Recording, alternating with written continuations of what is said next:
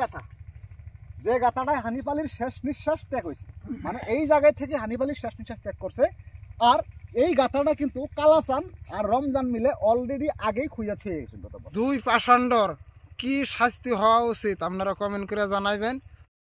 আসসালামু আলাইকুম বন্ধুরা, এই যে 2 দিন আগে যে একটা হত্যাকাণ্ড সংঘটিত হয়েছে, মানে আমার স্ক্রিনে একটা ফটো দেখতেছেন, এই ছেলেটারে কিছু মানুষ মানে দুই তিনজন মানুষ মিলে মাইরে তখন বালুর চরে পুঁতে দিয়েছিল। আজকে আমরা সেই জায়গা যাবো আর আপনাদেরও সেই জায়গাটা দেখাবো, কোন জায়গায় কীভাবে মারছে সেই বিষয়টা অল্প একটু বর্ণনা করবো। আমার সাথে আছে আমাকে শিল্পী আরান ভাই।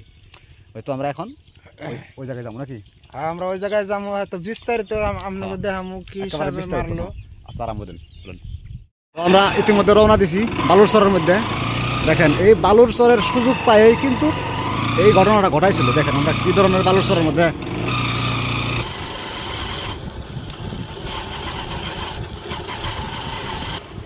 এই নদীতে ভাই, এই নদীতে নাকি এই এই যে দেখতেছেন এই যে এই রাস্তা, এটা একটা রাস্তা আর এটা একটা রাস্তা, কিন্তু এই রাস্তা অল্প একবারে গেলে গেলা আরেকটা রাস্তা আছে পশ্চিম দিকে, কিন্তু সেই পশ্চিম দিকে রাস্তা দিয়ে গেলে সে হানিফ আলীর ঘর পাওয়া যাবে, কিন্তু এই রাস্তা দিয়ে হানিফ আলীর ঘর পাওয়া সম্ভব না। যদিও সম্ভব কিন্তু বহুত দেরি কথা। কিন্তু এই কালাচান করছে কি, হানিফ আলীর এই রাস্তাতে নিয়ে আসছে, তার মানে লাইনের কাম করবো, এটার কোনো পয়সা পাতির কিছু বিষয় তার মানে হানিফ আলীর লোক আলোচনা করছে যে চলো এই রাস্তা দিয়ে যাবো। তো আসলে ওর মনে বুদ্ধি আসলে যুক্তি আসলে যে ও হানিফ আলীকে শেষ করে দেবো, যার জন্য এই রাস্তা দিয়ে চিন্তা করেন এর কমসে কম এই 100 মিটার দূরেই কিন্তু ওই রাস্তাটা আছে, কিন্তু ওই রাস্তা দিয়ে না যায় এই নিরিবিলি রাস্তা, এই রাস্তা দিয়ে সবসময় কিন্তু মানুষ চলাচল করে না। তো আপনাকে দেখা গেছি যে এই রাস্তা দিয়ে হানিফ আলীরা নিয়ে আইছিল, আর এই রাস্তা দিয়ে কিন্তু নিজেদের বাড়ির যাওয়া যায়, আর সামনে একটা রাস্তা আছে কিন্তু ওই রাস্তা দিয়ে আসে নাই।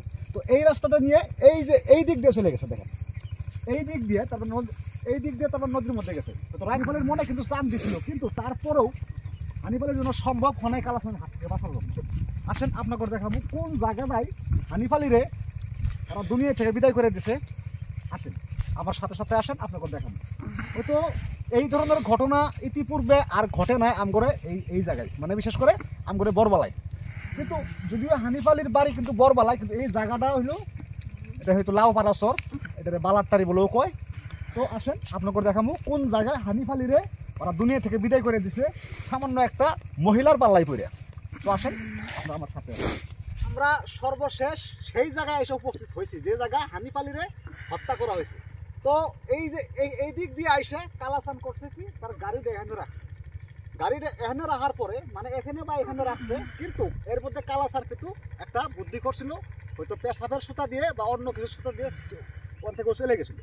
চলে যাওয়ার পরে এই হানিফ আলী তার মানে এই জায়গায় খাড়া ছিল, এই জায়গায় খাড়া থাকার অবস্থায় কালাচান করছে কি পিছন দিক থেকে আইসা তার মানে হানিফ আলীর মাথায় কোদাল দিয়ে বাড়ি মারছিল এই জায়গায়।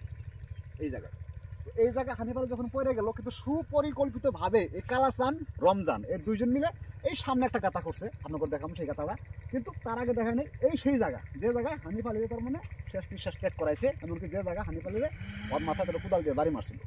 তো আসেন আপনাকে দেখাবো সেই অরিজিনাল জায়গা, যে জায়গা হানিফ আলীরা পৌঁছাতে ছিল, আর কিভাবে লাশটা উদ্ধার হইলো এই বিষয় নিয়ে আপনার সাথে আলোচনা করবো আর আপনাকে জানাবো। আসেন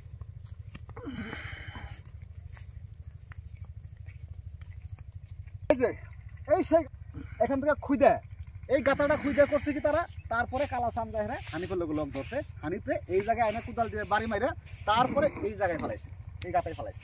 চিন্তা করে দেখেন সামান্য একটা গাথা, আর এই গাথাটা কিন্তু একজন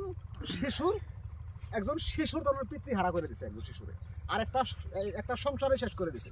একমাত্র হানিফ আলীর স্ত্রীর সাথে এই কালাচানের ছিল এফআইআর, মানে পরকীয়া ছিল, আর একদম প্রাণপ্রিয় বন্ধু ছিল কালাচানের হানিফ আলী। কিন্তু সামান্য একজন মহিলার পাল্লাই পড়ে তার মানে একটা অবৈধ সম্পর্কে লিপ্ত হয়ে এমন একটা গাথা করছে তারা। আর সেই গাথাটা হানিফ আলীর স্ত্রীর আদেশে, হানিফ আলীর স্ত্রী কইছে যার জন্য এই গাথাটা করছে কালাচান আর রমজান। কিন্তু এই দুইজন কিন্তু ইতিমধ্যে পুলিশে অ্যারেস্ট করছে, তাগো এখন তার মানে আইনি প্রক্রিয়া চলতেছে। তাগো কি শাস্তি আপনারা দাবি করেন আপনারা কমেন্ট করে যায়। আর দেখেন চরের মধ্যে বরবালা চর, হয়তো বালারটারি চর, মানে আমরা চর অঞ্চলে বসবাস করি, আমরা কিন্তু নদী নালার পথ দিয়ে কিন্তু সবসময় আসা যাওয়া করি, এটা আমরা হয়তো দৈনন্দিন জীবনের একটা অংশ। কিন্তু আমাগরে প্রাণ প্রিয় কোনো বন্ধু যদি আমার সাথে ছলনা করে যদি এই ধরনের গাথা খুঁজে যদি আমার উপর অত্যাচার করে বা হয়তো এবার যদি মানুষ একটা যদি অপঘাতে মৃত্যু হওয়া লাগা হয়, তাহলে সেই ক্ষেত্রে কিন্তু খুবই অন্যায়। তো এই দুইজনের কি শাস্তি চান আপনারা আপনারা কমেন্ট করে জানান। দেখেন এই সেই জায়গা, যে জায়গাটা তোমরা কালাচান রমজান এই দুইজনে মিলে এই জায়গায় হানিপালিরে ফালাইয়ে তার বুকের মধ্যে পাড়া দিয়ে তারপরে মাটি দিছে, তাছাড়া কোনো সম্ভব নাই। আপনারা যারা লাশ দেখছেন তারা নিশ্চয় গম পাইছেন হানিপালির হাত কিন্তু উপর মিখি আসিল, পাও কিন্তু উপর মিখি আসিল। তো এই জায়গায় হানিপালির শেষ নিঃশ্বাস ত্যাগ করছে। তো যাই হোক, সাথে আমার আরান ভাইও আছে। সে কিন্তু যখন কালাচান রে নলবাড়ি থেকে নিয়ে আসবো বলে শুনছিল, তারপরে সে এই জায়গায় একটা লাইভ করছিল, আর এই জায়গায় থেকে কিন্তু হয়তো জনসাধারণ যারা তারা প্রতিবাদ করছিল, সেই সময় আরান ভাই একটা লাইভ করছিল, সেই লাইভটা কিন্তু আপনারা প্রচুর ভালোবাসা দিচ্ছেন। আরান ভাইয়ের মুখ থেকে কিছু শুনবো আমরা।